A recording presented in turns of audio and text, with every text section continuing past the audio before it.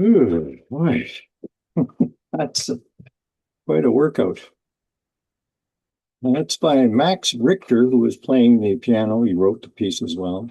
And he has a woman by the name of Mary Samuelson playing the violin. She's from Iceland and has a good career ahead of her by the sound of it. Anyway, here we go. Here we are at the end of our 24th class. It's time for us to reflect on what we have learned about the imaginal realm over the last 16 months. As you know, I divided this course into two parts.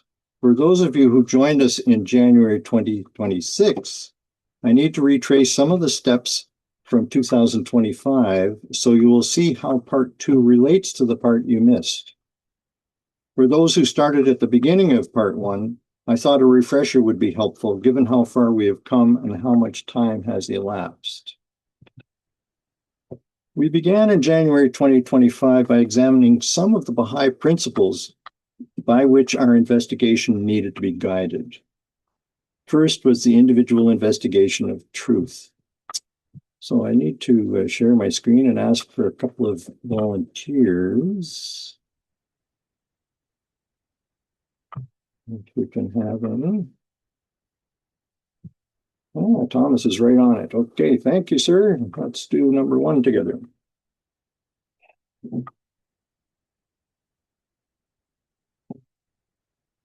You're still muted, unfortunately.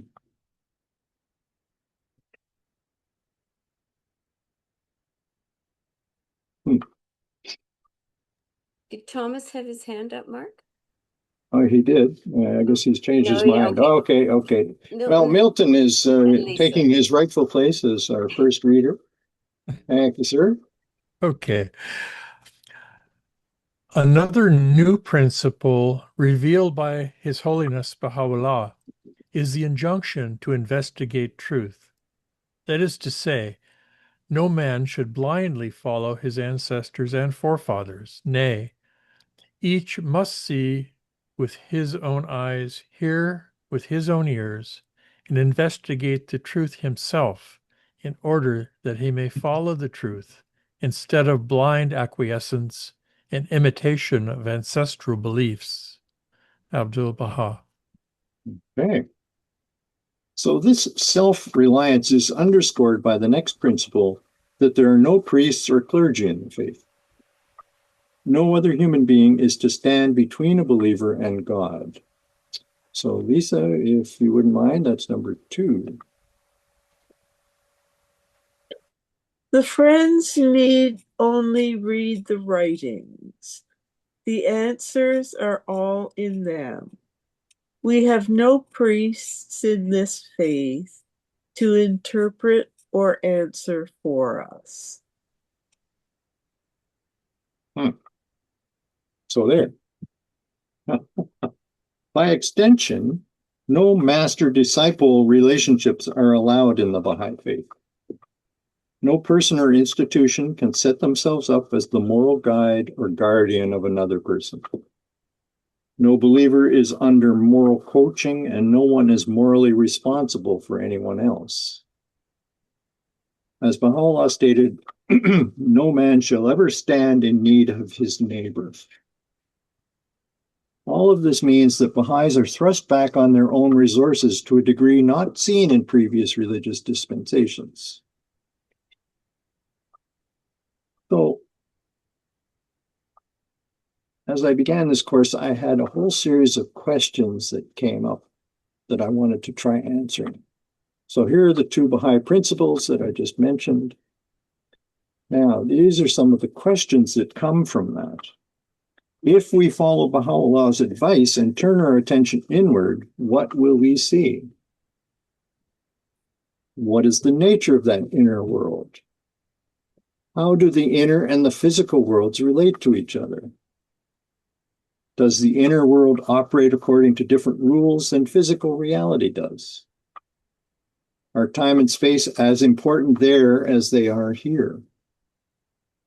Is there a spiritual geography to be charted? Do non-human inhabitants reside there? Is the imaginal realm the next world, the one we will inhabit after our physical bodies die? What can we learn from our ancestors? All right, let me just turn this off. Yeah. What can we learn from our ancestors about this unseen world? Should we attempt to merely replicate their experiences, or are we expected to chart our own unique path? And what did Jalaluddin Rumi's recommendation that we must die before you die actually mean?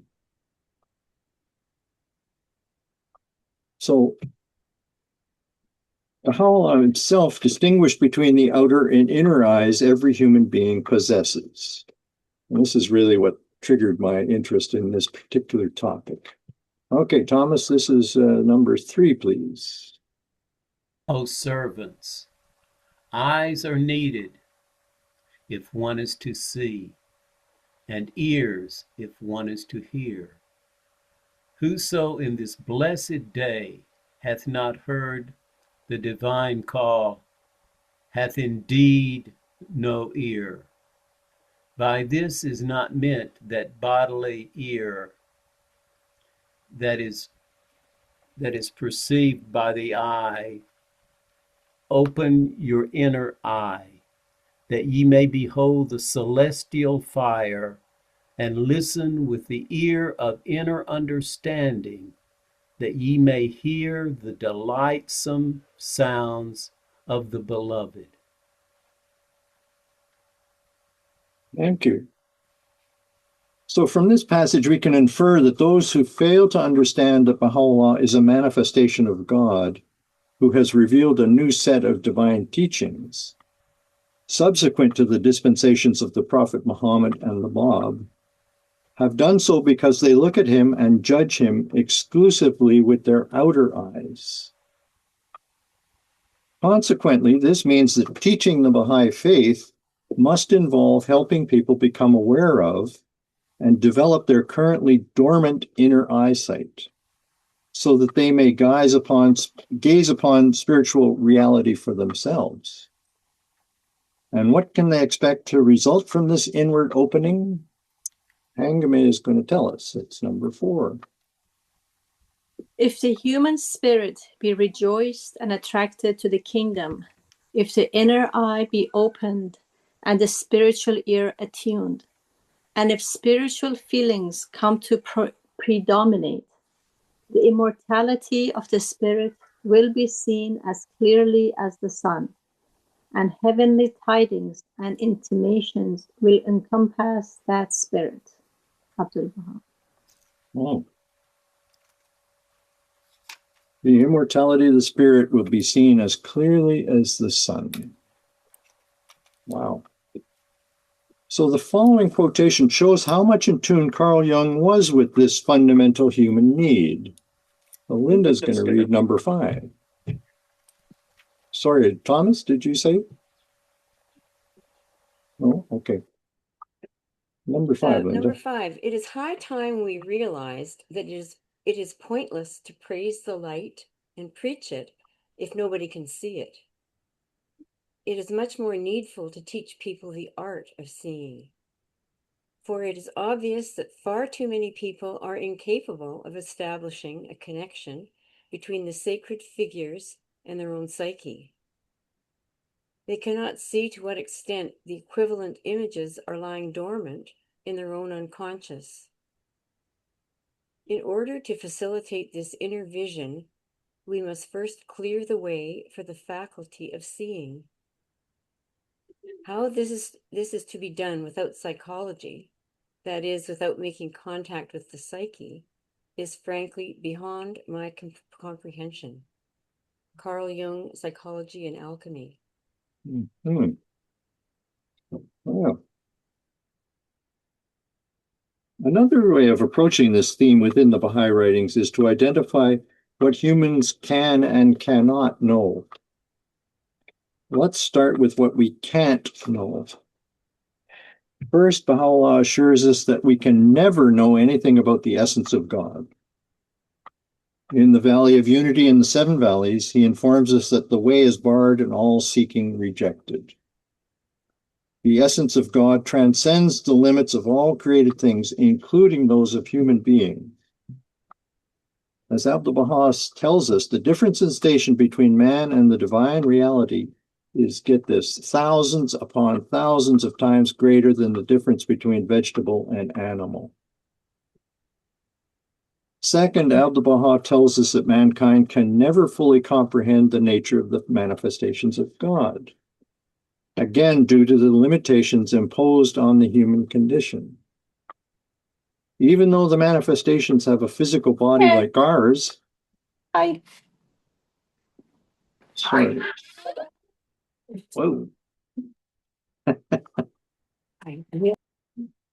Okay, so even though the manifestations have a physical body like ours and a human nature like ours, they also possess a special capacity, which Abdu'l-Baha calls their heavenly manifestation or divine grace. In this sense, they are a separate species. We literally have no way of understanding their divine nature, nor their relationship with God. We simply do not have the necessary intellectual or spiritual equipment. If that's the case, what can we know? What is the true target of our search for knowledge? Baha'u'llah tells us that no matter how educated or wise we become, we are simply circling around our own selves. The key question is, what self is he referring to? And how do we go about acquainting ourselves with this self, which is mostly hidden within ourselves?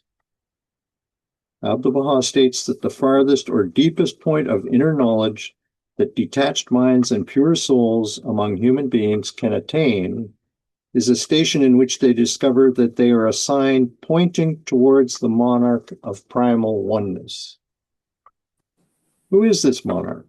It can be no other than the manifestation of God. He goes on to assert that it is the manifestation of God who is responsible for placing a divine spark deep within each of us. He calls it a trust within the reality of a human being. Since the manifestations of God are the ones who place the trust of God within human beings, they and their divinely appointed interpreters are the ones who educate us as to its presence. So, here is Abdu'l-Baha's explanation, which Elizabeth finally gets a chance to read, which is number 6. Oh, you're muted, Elizabeth.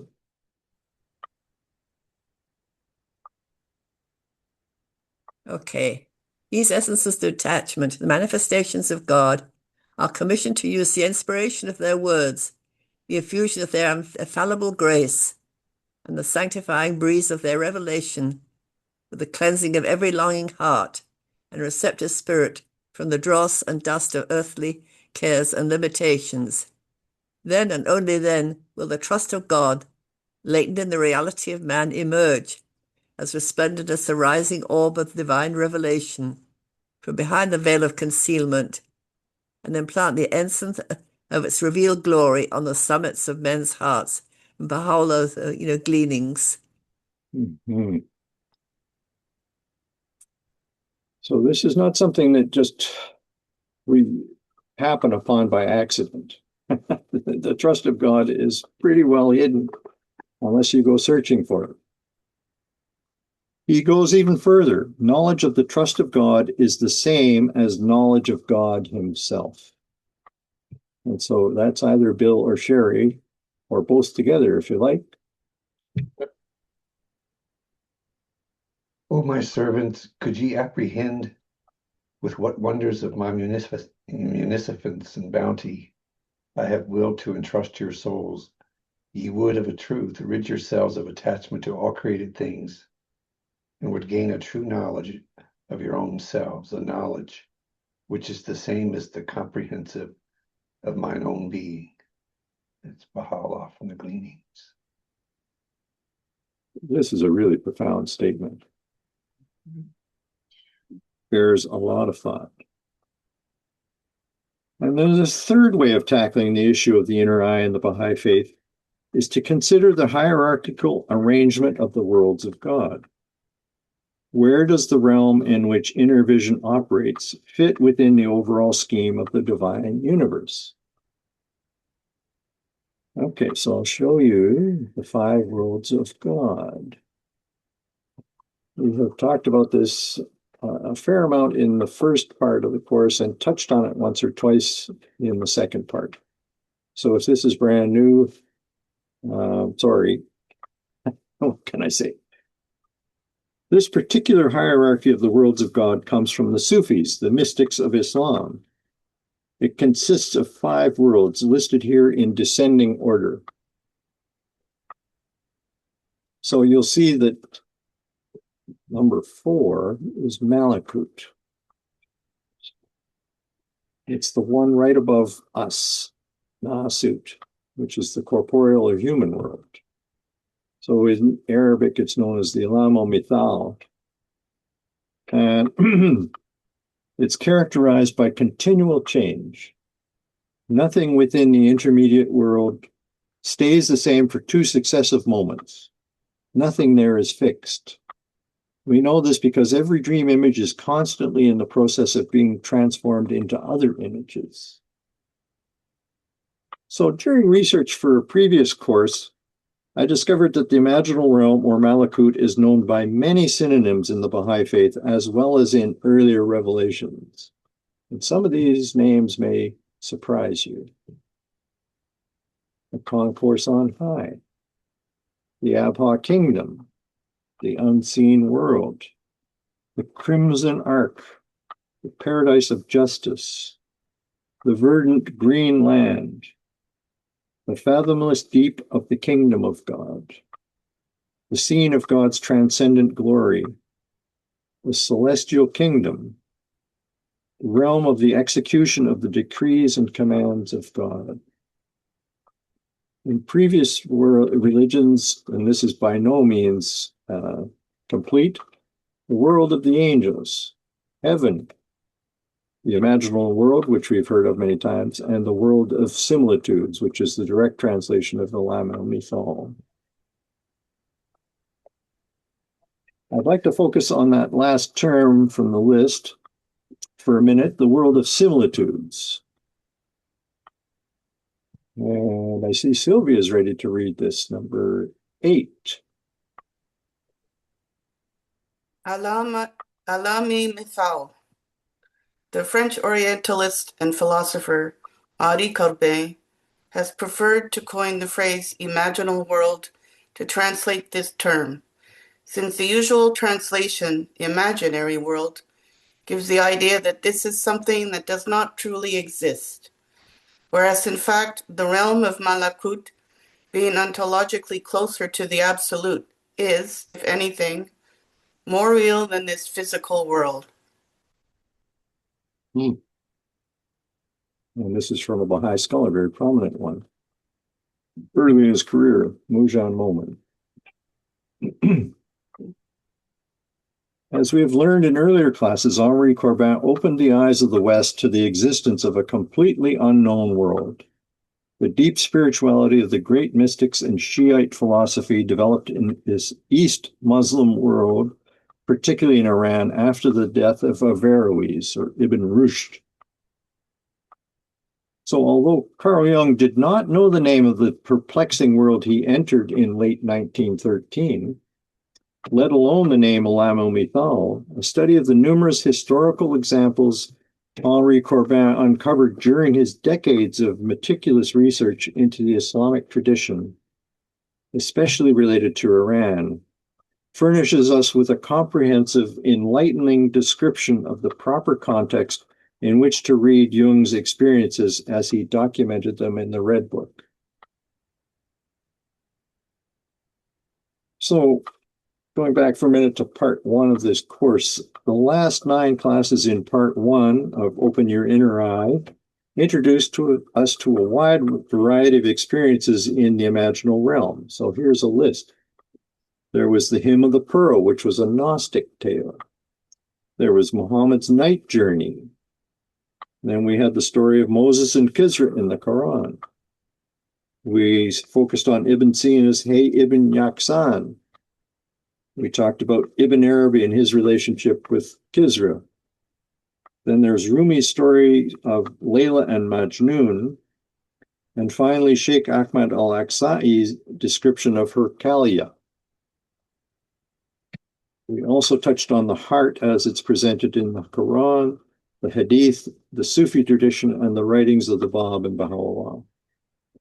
So we accomplished a great deal in part 1.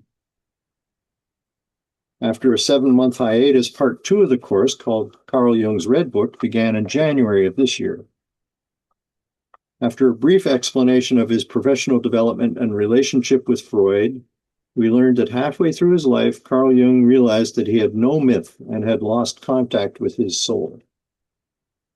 Using a technique he later designated active imagination, he deliberately let go of his directed thinking in his study in the evenings and allowed his fantasy thinking to rise to the surface. Starting 9 months before the start of World War I, he was inundated with fascinating encounters with figures in his unconscious for several months.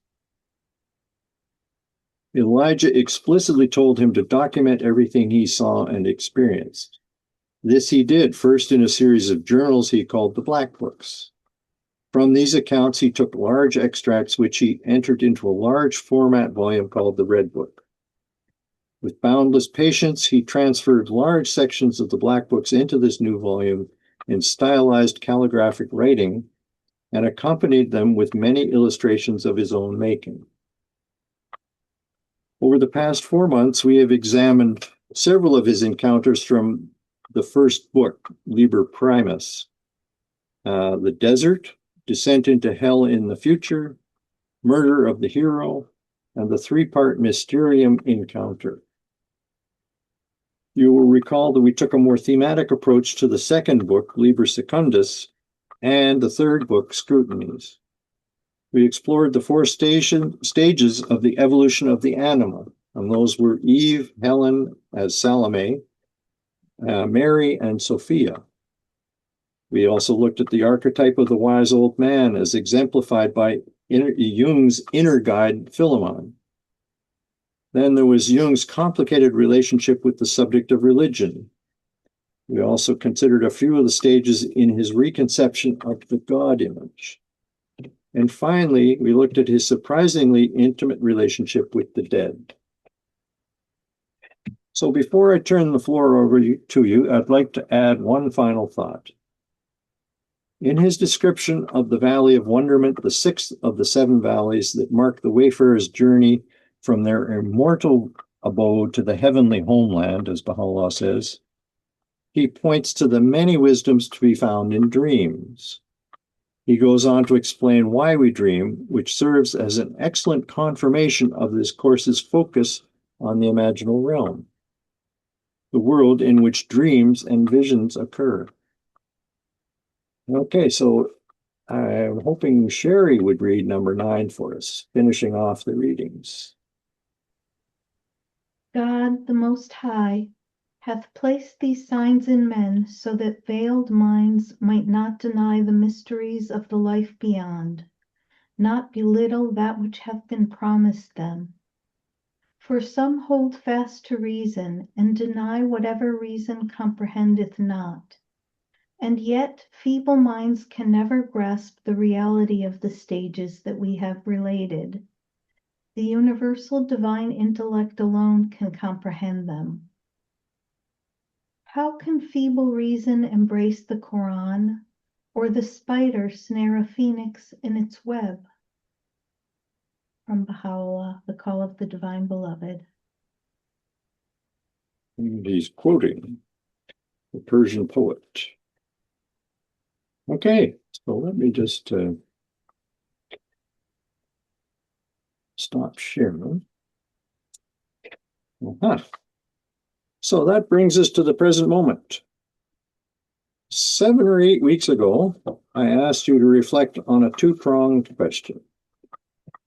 What have you personally learned about the imaginal realm itself, and seeing with your inner eye from studying Jung and his Red Book? as well as the numerous other sources we explored in part 1, if you happen to have participated in that. So it's time now to hear your responses. I'd like to hear from as many of you as possible, especially from those who've been reluctant to speak up until now. I also asked for feedback from those of you who have been unable to attend the classes in person. I look forward to receiving emails with your comments if you haven't already sent them in. Now, because of my recent condition, I've asked Jack if he wouldn't mind emceeing this part of the program tonight. I'm not sure whether my mind can keep up with everybody and their diverse thoughts. So, okay, Jack, it's up to you. Okay, Mark, well, enjoy your well-earned rest. I'm doing this just to give you a little bit of a break, and I'm delighted to see how your vigor has returned to you. I was worried there the first couple of weeks, but we can all see a remarkable difference in you this evening. It's just great to see that, Mark. Okay, friends, as one of my elementary school teachers said, speak now or forever hold your peace. It's your turn to speak and to tell us. Mark wants to hear what you've learned about the imaginal realm. And what was the second question, Mark? What we've learned about the imaginal realm? And, yeah, what have you learned about seeing with your inner eye from studying Jung and his red book? Yeah, and seeing with your inner eye from studying Jung. Okay, so it's time for you, friends, to share your thoughts. Tell us what you've learned, any new insights you've gained that you weren't aware of before, and just generally what you've learned from taking this wonderful course. Go ahead.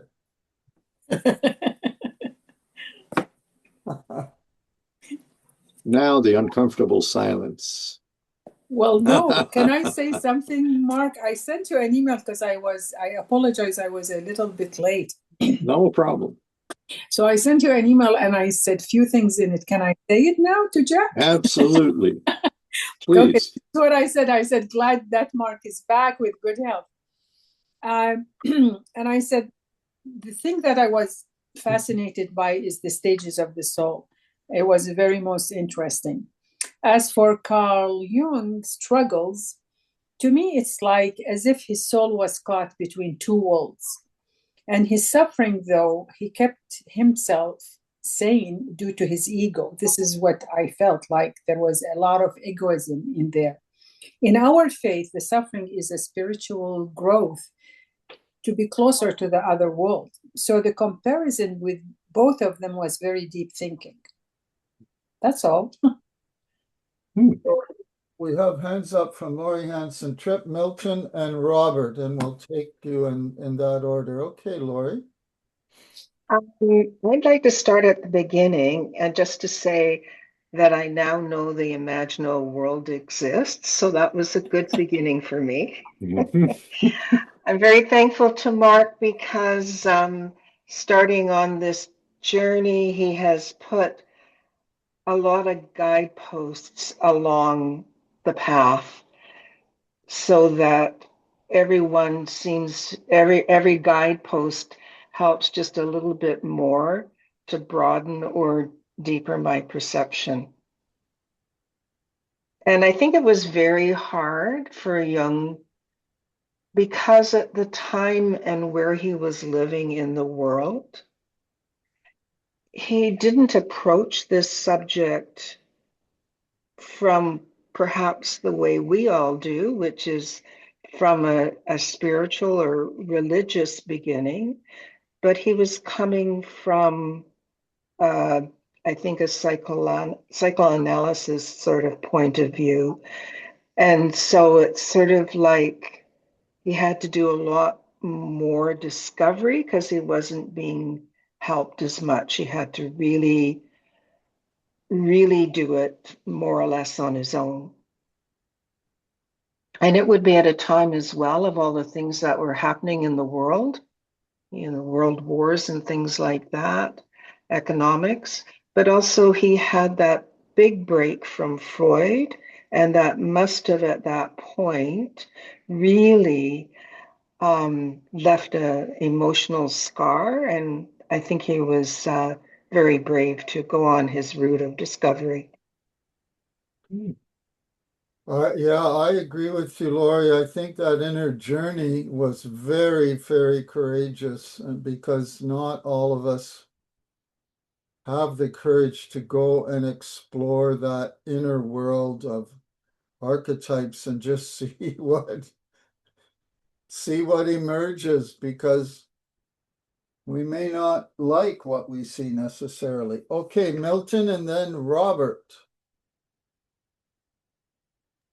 Okay, yeah, I wasn't sure when we started this whole thing last year what to expect, the imaginal realm, and I couldn't really imagine where we're going to go with this.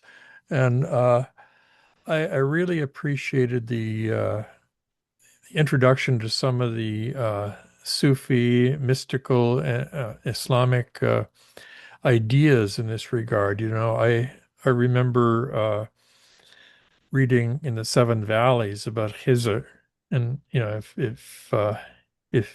Khizr did sink this vessel upon this sea, yet in this wrong there are 1,000 rights. I had no idea what that was about. I mean, not even the slightest. It was like, okay, this is nice, but what? And so I just read on, right? And there are so many references, to mystical and imaginal things that I now understand are in the imaginal realm. That it all a lot of it gelled. That doesn't mean I understand everything, but it makes more sense. I kind of have a direction or in a structure. There's some kind of structure to the ideas. So that's something I really appreciated. And I had never heard about these 5 levels of the worlds of God before. And that also helped quite a bit, because basically, when you hear about the concourse on a high, I had no idea what that really meant. I imagine these people on a balcony looking down on our stage here of the world. I don't know.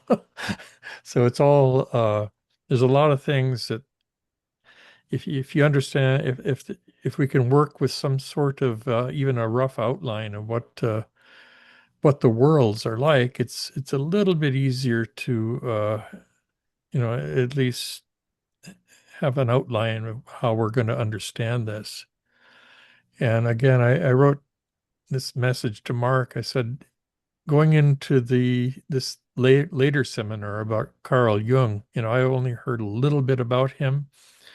I was very pleased to hear that he broke with Freud, because I found Freud annoying. And as in Jung's words, I actually agreed with him when I heard that he thought psychiatry was idiotic at the point when he was going into internal medicine. But then he read this book by Kraft Ebing, and that turned everything around. So I thought, yeah, I like this guy, which is maybe confirming my own prejudice on that.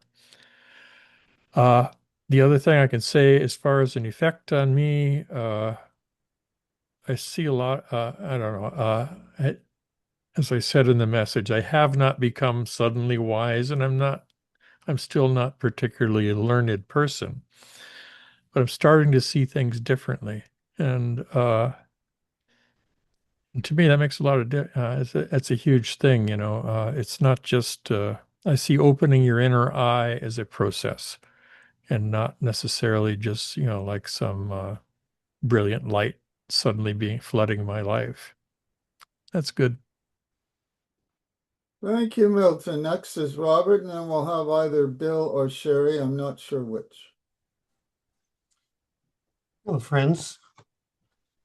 Yeah, well, I especially like this last section on Jung, but the whole idea of the imaginal realm has helped me make sense of what happened to me, I guess, 45 years ago when I was first attracted to the Baha'i faith. and even a bit before that, because I learned about Baha'u'llah first from Richard St. Barbe Baker. Some of you may know, a British Baha'i who had ties to Canada, especially university here in Saskatoon. Had homesteaded here, had attended that university and in 1909, and then got an honorary doctorate here in 1971.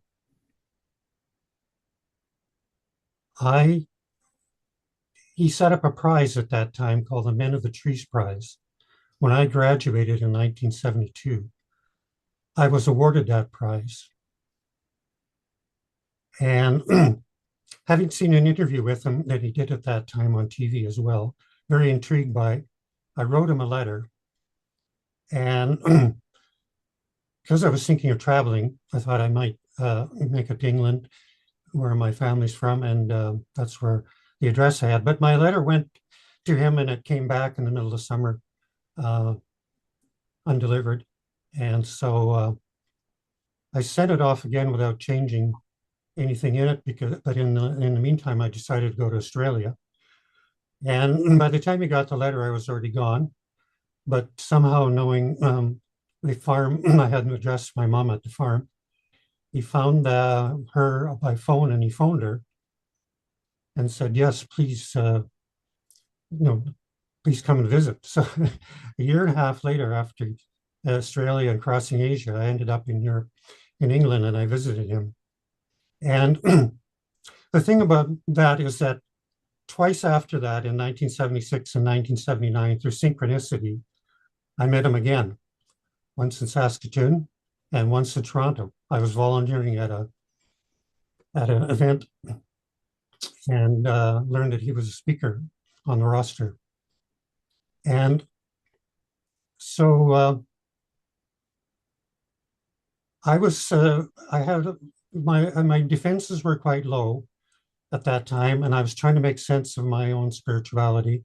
And I was attending Jung seminars in Toronto, and I heard a talk by Marion Woodman, whose husband Ross Woodman, I learned much later, was a prominent Baha'i on the first NSA of Canada. And so I asked to see her, actually, and she consented and confirmed my spiritual search.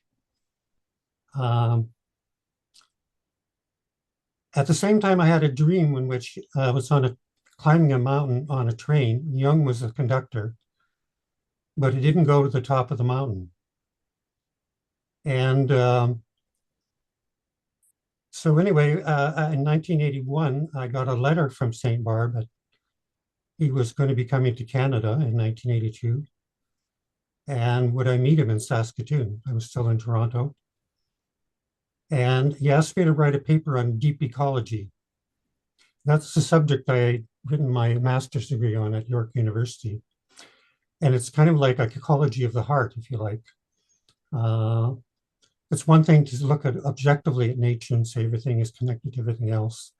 It's another thing to feel that connection in our own heart. And that's the way St. Barbe had lived. He had had a mystical experience at an early age. And that had led to his trajectory of being this incredible advocate for environmental issues, a tree planter, with majestic ideas, some of them carried out. He'd been inducted into the secret society of the Kikuyu, where he worked in Africa. So he had a real deep connection to this imaginal realm, I would say now. And so when I was writing this paper for him, because he had this idea he was going to set up a chair at the University of Saskatchewan in deep ecology when he came here. Like, he had this kind of bold ideas. He was 91 at the time of taking out this world trip. And as I was writing it, I somehow felt that I was doing this for myself. Something was deep inside that was being opened up. And then I learned that he was going to be delayed because he was ill I'd already booked my ticket to Saskatoon, and it was unrefundable. But that after that, I had a dream, two dreams. In the dream, I woke up, he died. I woke up crying. And the second dream was the theme that he was a godfather. As it turned out, after that dream, I realized I had to come to Saskatoon. I did. I was with him for 5 days. He was going to come back to Toronto with me, and he died in my arms. And when I came back to Toronto that night after the funeral, I woke up in the morning and was walking down this beautiful tree-lined street where I live near downtown, was walking to Bloor Street United Church. And it was as if he was talking to me, or the trees were talking to me and saying, you don't have to go to that church anymore. And that summer unfolded. I kept, I got Baha'i literature. I went to Baha'i Center in Toronto. I came back to Saskatchewan. Two friends that I met here right off the bat said, you have to come to Indian Head. There's a tree nursery there. You'll love it. And I went there, and while I was there sitting under a tree, I had this idea to apply for work there. Within a month of that, I was a Baha'i, and within 6 months of that, I was working at Indian Head. And so this has led me on a deeper path since then. For a while, I shut it down.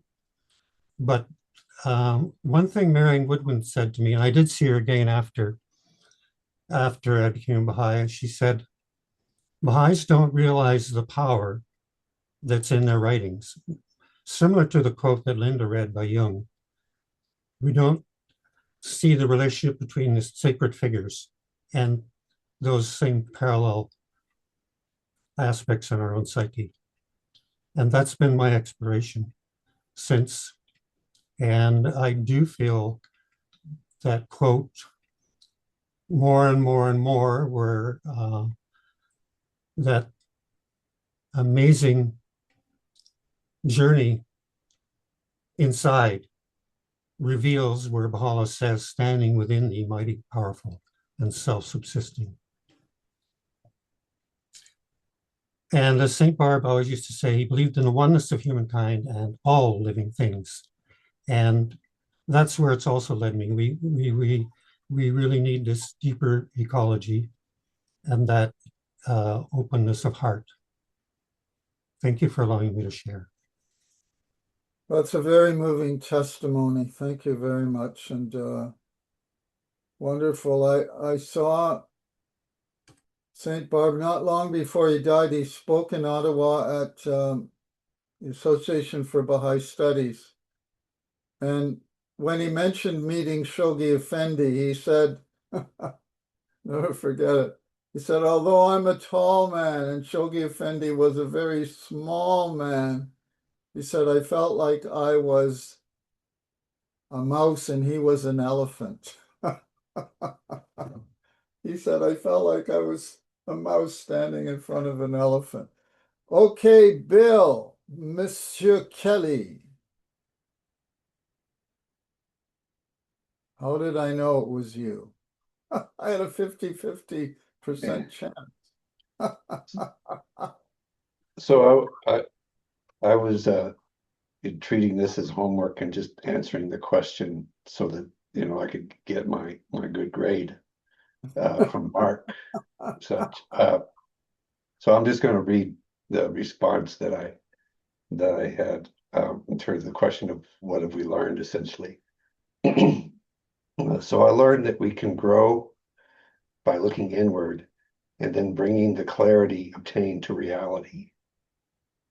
By applying our consequently larger, clearer view of reality to bear on our inward exploration, we can create a dynamic, expanding, self-reinforcing spiral of growth in both the imaginal realm and to reality. This allows us to see what we have been, who we are, and what we are becoming as we progress. Essentially a grand, virtuous cycle. That's very profound and very well said. It's interesting you use, Bill, the image of the spiral, which is never ending. Yes, Yeah. essentially what I wanted to convey was that by looking inward, we obtain a perspective that we bring to the outward realm, which is influenced by that perspective, and then the experience and realm understanding that we have in that outward realm is something that influences us as we do the exploration of the inward realm, and this picks up steam as a cycle, and that's where the spiral comes from, and in the process that we grow. All right. Thank you, Bill. And now it's Ram and Sylvie. Well, first of all, thank you, Mark, for all your hard work. I learned many things. I sent you an email. I don't know if you will see it or someone else will see it. Maybe I'll share it, but I want to tell you a story about the meaning of inner eye. In Arabic, there's the word sight, which is basar. And basira is inner eye. My maternal uncle passed away a long time ago. He lost his sight when he was 8 years old. So his parents wrote to the guardian and asked him for healing and so on. In his answer, he said, "We took his sight, but we gave him insight." This man used to work on lathe. He was a mechanical engineer. He had a factory to manage and administer. He used to work on a lathe. You know what a lathe is. It's a dangerous machine that if you don't see, you can't use it. This man would grind a rod of 1 inch to half an inch with metal chisel in this machine. This is just a sample of how he got this insight. And that was a good example for me, is when we use our inner eye. And this man was using his inner eye. Thank you. Wow. Thank I you, remember Ram. him. Ragam, I remember him. Is your uncle Badia, right? Yes. Yes, I remember him. Amazing. Yeah. His name is Badia. Badia. Yeah, I remember him. Yes. Yeah, amazing. God bless. Très bien, Sylvie. Thank you, Ram.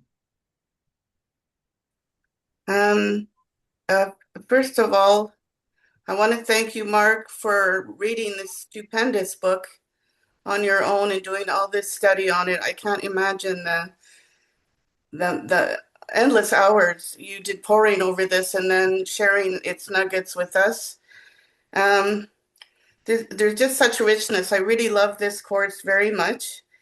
And when I look at Jung's imaginal world, it's of course informed by his time, by the archetypes of his time, by the symbols of his time. Like, he is a creature of his time, just as we are creatures of our time. And so when I think of the imaginal world, I think of it in terms of, let's put it this way. For those who don't know, my husband Brent died in a freak accident in our garage. And after his passing, I became quite obsessed by the human soul and what were his last moments before he died. What did he see? And so I was looking at videos of near-death experiences because I was rather obsessed by this world and the next world, because this world was not real for me for a while after his passing. And it's not that I want to go on talking about Brent, but I thought about that journey of the human soul and all these NDEs that I had watched for a while. And these are like fast track to the imaginal world. Every single one of them is different. So like in one of your questions where you say, what is the nature of that inner world? Well, I think that inner world is different for every single one of us. I think in the next world we are all one, but we were all ourselves, and we all experience God according to our own whatever station we're at. And so it did help me to understand a little bit more about how personal the inner world is. Universal and yet personal. We go through all of these. The inner world, we are all this part of an emanation of God, but we are also our own being. And I know that in the next world, we retain our memories. And that, I'm sure that in Jung's, maybe in the next world, his memories are strong with him, and you have to have a starting point in growing. The Malakut is only a portal to something greater. I don't think it's an end. I think it's just a portal. And that's what I understood from your from thinking about everything that you were teaching us about it. And it's so rich. I would have to go over it again and again and again, really, to mine even more depths about it. But thank you again so much, Mark, for all the really hard work you put into this. I feel enriched by it. Thank you very much. So that also was a very profound and moving testimony. And Mark, I've got to ask you, because you told me, and the friends would be astonished to know, how many pages did you actually read to prepare this course? Between 6,000 and 7,000. There you go. How many of us would read between 6,000 and 7,000 pages? And it's only increased my respect for you as a great teacher. But I already remember 5 of them. Only 5 of the 7,000? Very good. Okay, Joyce, I'll take you before they're on because you haven't spoken yet. Okay, go ahead, Joyce. Well, I too want to express my appreciation to Mark. As a retired teacher, I know what has to go on behind the scenes.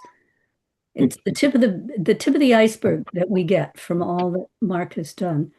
And also appreciation to Linda for being the backup and the support because again, as a former teacher, I understand what it takes to support teachers.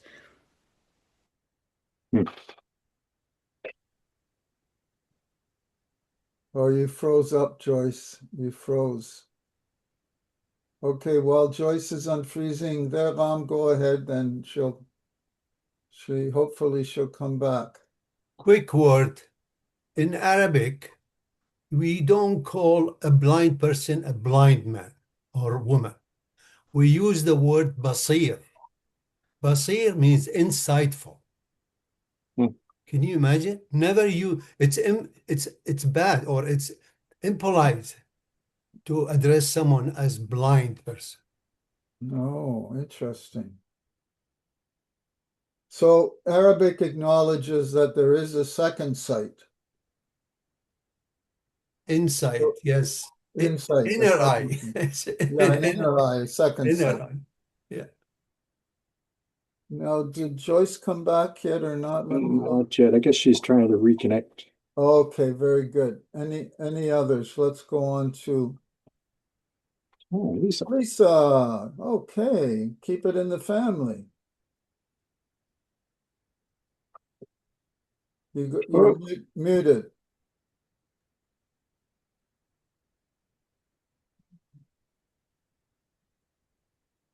No, we can't hear you yet.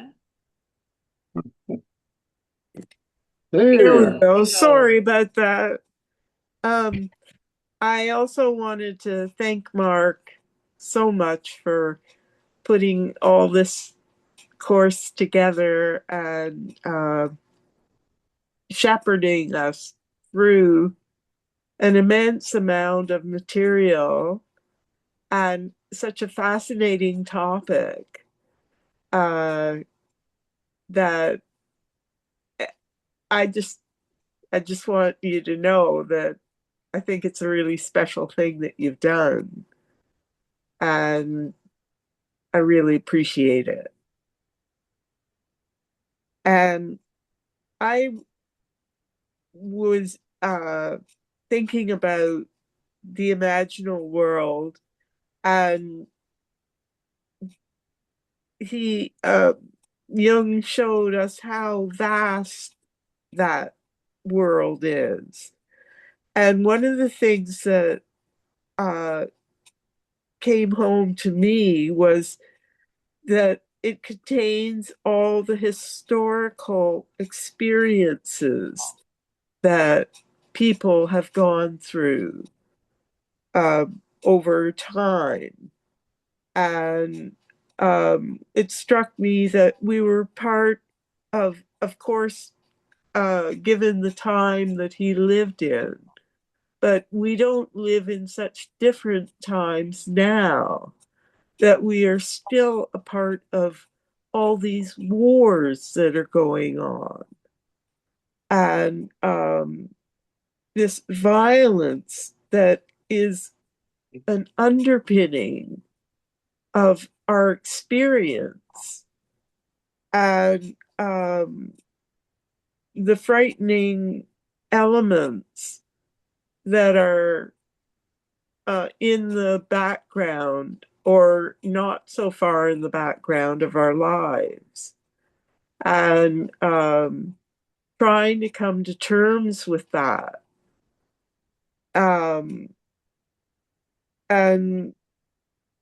But he says, but one thing you are certain of is that virtues and vices are brothers, and balance is at once life and death. Joy at the smallest things come to you only when you have accepted death. But if you look out greedily for all that could still live, then nothing is great enough for your pleasure. And the smallest things that continue to surround you are no longer a joy. Therefore, I behold death, since it teaches me how to live. Wow.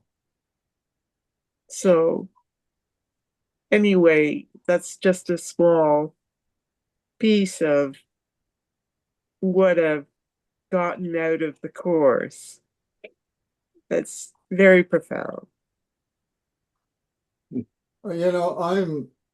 Before we get back to Joyce, we're glad you got unfrozen, but I'll just say, what's touching me is these testimonials that you're giving, because they're telling us just how meaningful all of Mark's hard work has been to open up new spiritual dimensions for us.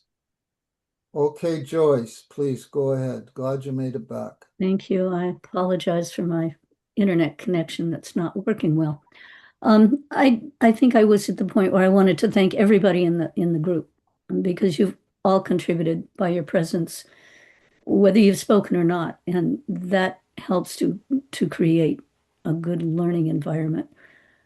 So my appreciation as well.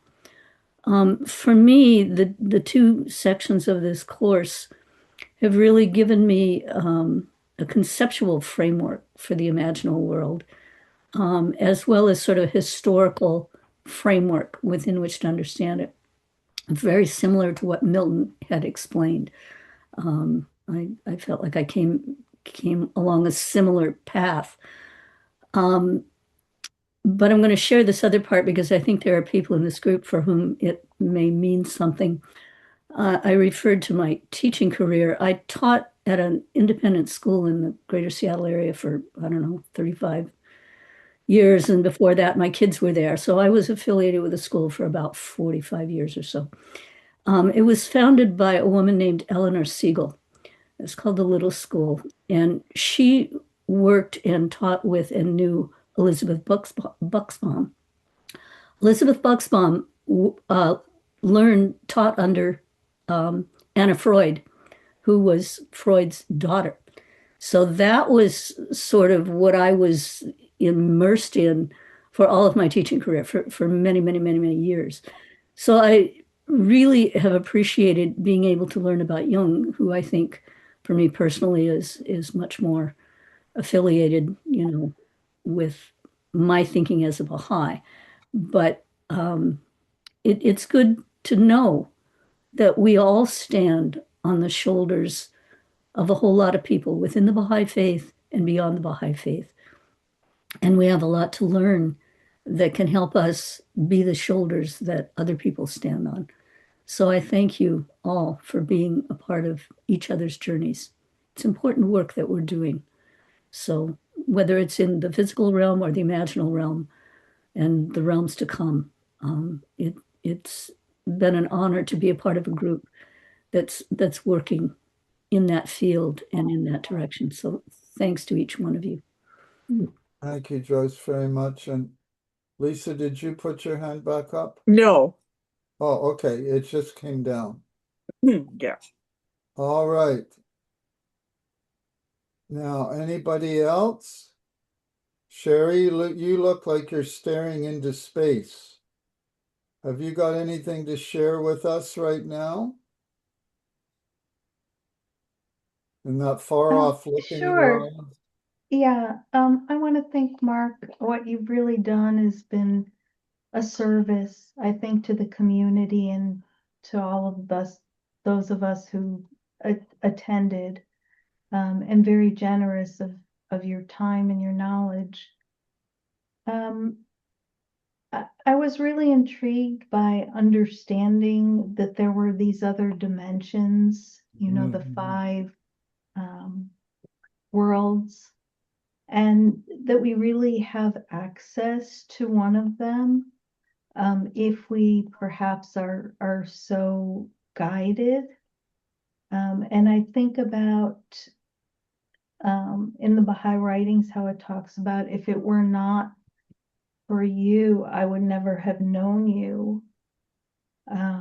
So that our inner eyes really have been opened to be able to recognize the Bab and Baha'u'llah, and that's really quite a gift that we've been given. But it's good to know that there is more than one reality, something beyond the physical reality, and that perhaps through prayer, through search, through meditation, we can grow on this journey to be able to access that particular dimension more often, and help others to see it as well. So thank you. Thank you, Sarah. And I guess it is a great, vast inner world. And, Baha'u'llah says the worlds of God are, and I quote, countless in their number and infinite in their range. And this life is only the beginning, the first stage in the journey of the soul. So who knows what awaits us? Joey, please, your turn. I'm not sure if this going to Durham inspired me. Mark, I have to thank you and Linda for taking me on this journey for 20 odd years. So in terms of those of you who don't know that Mark has been doing this since I don't know how long ago, but it was 20 years ago. When the inner eye has been something that has been something very real to me, but something I haven't necessarily understood. And just as Durham was talking about, the blind person is, sorry, can see that when my mother was dying, I guess about a few days before she was died, my brother took her out on the front porch in the wheelchair, and I didn't really understand it. He was showing her the water in front of the house, and she was blind. She couldn't see it. But when I stood there with her, I knew she could see it. And she was seeing it with her inner eye. She was a woman who did live in that imaginal realm. And she took a pathway much like Jung. It was very difficult. But in the end, there was that that inner eye, that imaginal realm that brought her peace.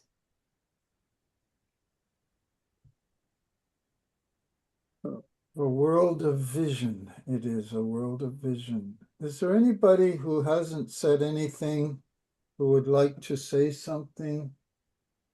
We'd love to hear from you. I'm enjoying so much these testimonials that show how profoundly Mark's course has affected us.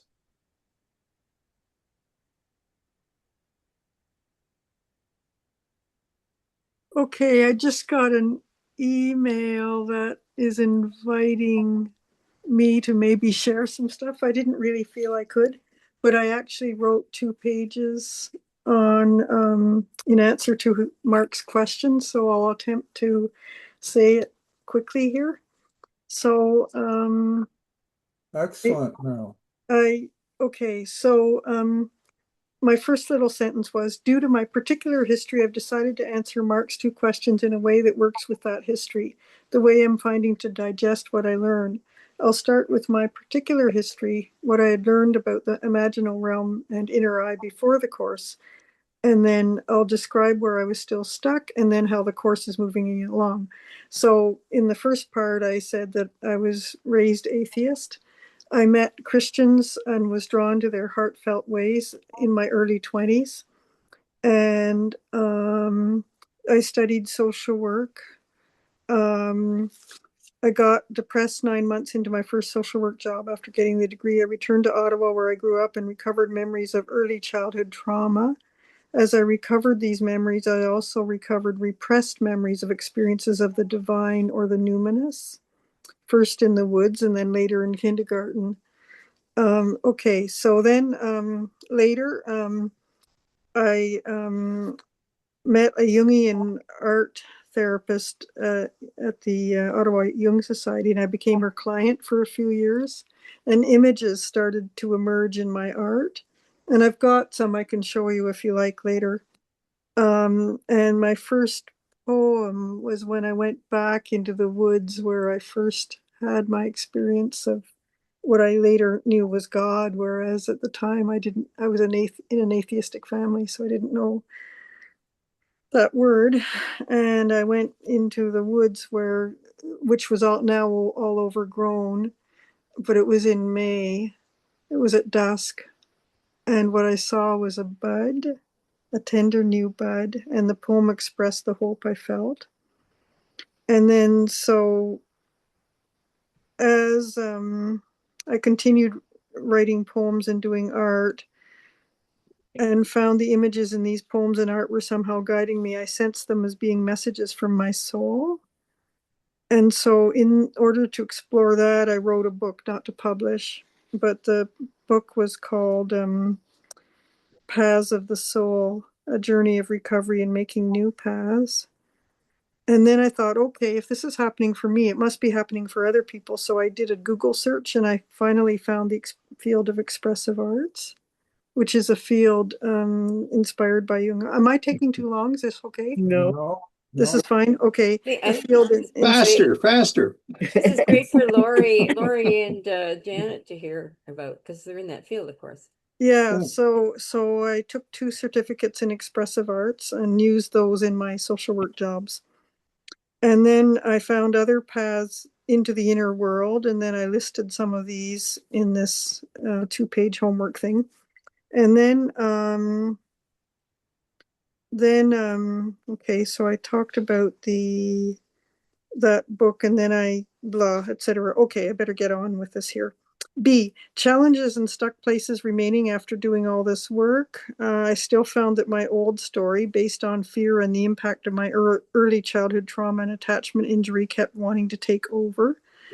And this was happening as I found myself more able to move out of my trauma response of withdrawal, living in a shell, and learn more about the world as it is and about other people as their lives have been. And I was able to see with new eyes. Etc. Okay, I'll move on to the next part. Okay.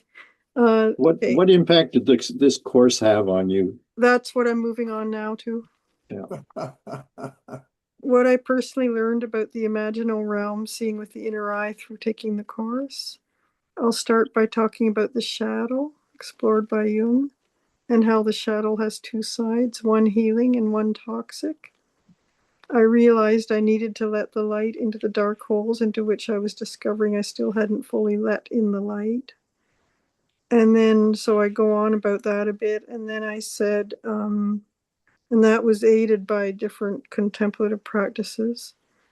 And then, okay, so then then I talk about Jung. And then, oh, I feel okay. I'll get this done. Okay.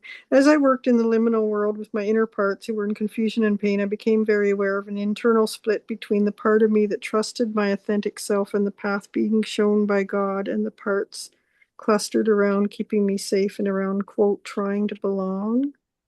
And then part 1 of opening the inner eye helped a lot with this. And then I talk about Malakut.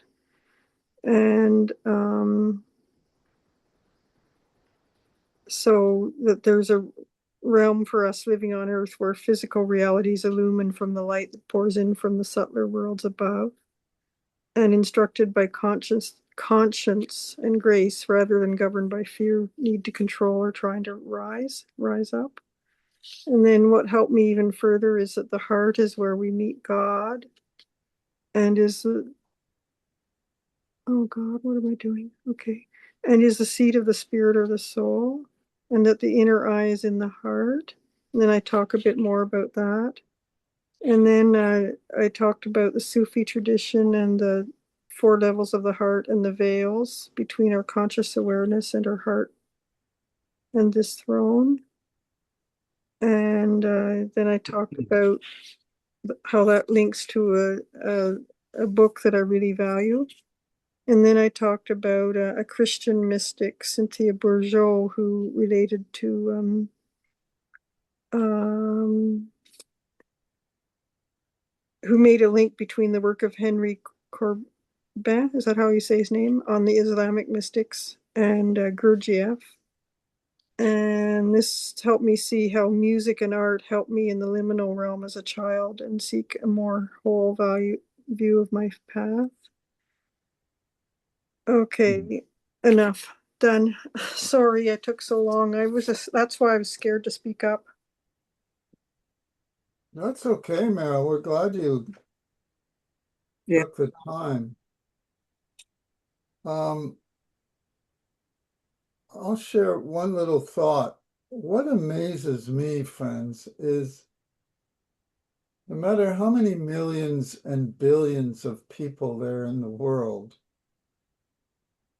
is that every person is a soul. Mm-hmm. And every person has a story. And it doesn't matter how many stories there are, because the number of sheer stories is mind-boggling. But every story is precious and every story counts. That's one of the things that amazes me about God, the being that will never be able to understand. And as Mark reminded us tonight, we'll never even be able to understand the manifestation except in a very limited way. But this is the one of the many miraculous things for me, is that the worlds of God are countless in their number and infinite in their range. And every soul, all of the countless souls, and yet every soul matters in the sight of God. And Mark gave that beautiful quote. I wish we could have spent longer on it, Mark, but you said it was one that we need to meditate on. The one, "Oh, my servants, if ye could comprehend with what munificence and bounty I have willed to entrust your souls." That one, Mark. That's a truly amazing quotation. And when I read it tonight, I realized I didn't really understand it before all the other times I'd read it. So this is just one of the many wonders of God's creation. The journey of the soul of each one of us, and how every soul matters, and that God wants for us this munificence and bounty. That is his will for us. That is what he wants us to experience. Anyway, anybody else would like to contribute something? Well, I have a final thought to, or question actually, to ask people. Is there such a thing as a cheerful imaginal realm?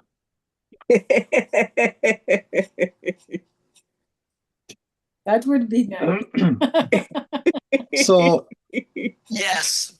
as I was lying in bed for the first 2 or 3 weeks after that surgery, I was reviewing my final thoughts on the imaginal realm.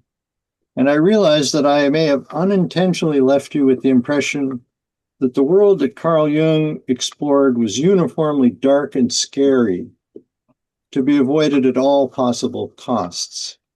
As one person who wrote me suggested, don't try this at home, folks. I don't know if this is, but it looks cheerful to me. Yeah, it's nice. Yeah. Lots of life there. Yeah. So I now feel the need to stress that Jung's imaginal realm was contaminated to a large extent by the external world in which he was immersed. Right. This is the point Lisa was making. There he was, a highly sensitive, awesomely articulate man, struggling to understand the titanic, well-nigh uncontrollable nature of both the personal and collective unconscious in the heart of a continent teetering on the brink of 2 world wars. The First World War resulted in 15 to 22 million deaths, with a further 23 million wounded. The toll of the Second World War dwarfed its predecessor. Over 5 years, it resulted in a staggering 70 to 85 million deaths, which comprised 3% of the global population at that time. Little wonder his imaginal encounters were so fraught. My question to you this evening is, how does the same imaginal realm look to someone stumbling upon it 5 years after Jung's death in 1961? Someone living far away on the North American continent? someone who had accepted the Baha'i faith a decade earlier. How different might that realm appear to be? Is it possible for it to throb with vitality, creativity, playfulness, and spiritual upliftment? As I believe the dialogues I plan to share with you from my father's conversations with the fish and others testify, that was his experience. And as I was explaining to Linda this evening, if I had first encountered the Red Book when I was 12 years old, I never would have been interested in the imaginal realm. It would have scared me to death. I would have stayed away from it the rest of my life. But I had a very positive set of experiences through his, well, vicariously through his experiences. So I want to share that with you to some extent. Now, I was initially thinking, oh, well, we'll just continue on, do 2 more classes.